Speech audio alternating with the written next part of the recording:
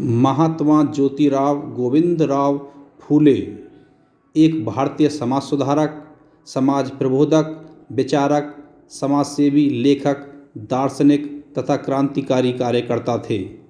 इन्हें महात्मा फूले एवं ज्योतिबा फूले के नाम से भी जाना जाता है। सितंबर 1873 में इन्होंने महाराष्ट्र में सत्य शोधक समाज नामक संस्था का गठन किया। ऐसे महान व्यक्तित्व को सादर श्रद्धांजलि।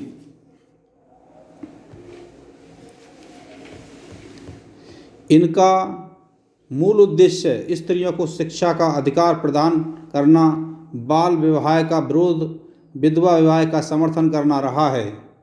फूले समाज की कुप्रथा, अंधविश्वास, अंधश्रद्धा की जाल से समाज को मुक्त करना चाहते थे।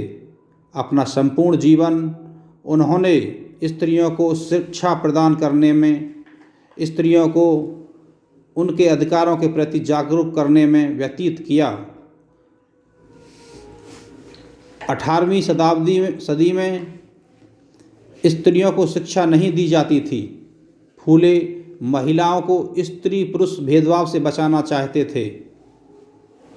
उन्होंने कन्याओं के लिए भारत देश की पहली पाठशाला पुणे में बनाई थी। स्त्रियों की तत्कालीन दयनीय स्थिति से फूले बहुत व्याकुल और दुखी होते थे। इसलिए उन्होंने दृढ़ निश्चय किया कि वे समाज में क्रांतिकारी बदलाव लाकर ही रहेंगे। उन्होंने अपनी धर्मपत्नी सावित्रीबाई फूले को स्वयं शिक्षा प्रदान की।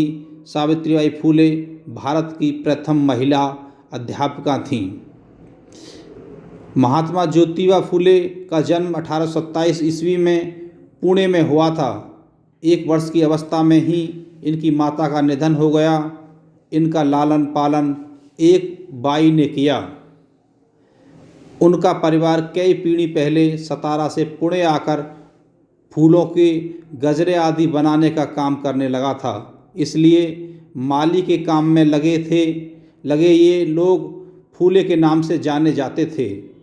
ज्योतिबा ने कुछ समय पहले तक मराठी में अध्ययन किया। बीच में पढ़ाई छूट गई और बाद में 21 वर्ष की उम्र में अंग्रेजी की 7वीं कक्षा की पढ़ाई पूरी की। इनका विवाह 1840 ईस्वी में सावित्रीबाई से हुआ, जो बाद में स्वयं एक प्रसिद्ध समाजसेवी बनी। दलित व स्त्री शिक्षा के क्षेत्र में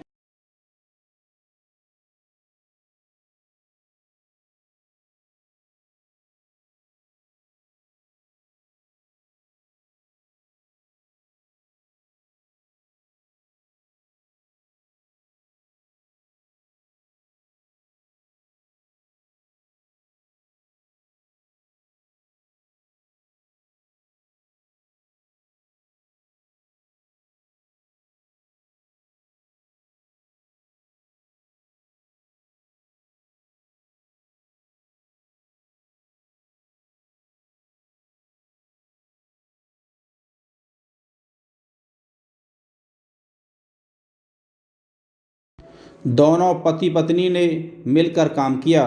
वह एक कर्मठ और समाज सेवी की भावना रखने वाले व्यक्ति थे।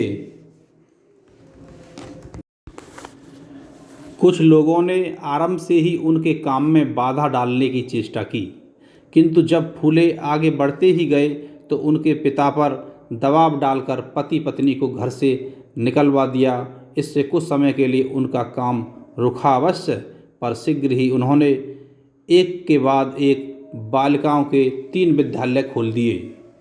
ब्रिटिश सरकार द्वारा 1873 में स्त्रियों को शिक्षा प्रदान करने के महान कार्य के लिए उन्हें तत्कालीन ब्रिटिश सरकार द्वारा स्त्री शिक्षा के आदि जनक कहकर गौरवान्वित किया गया।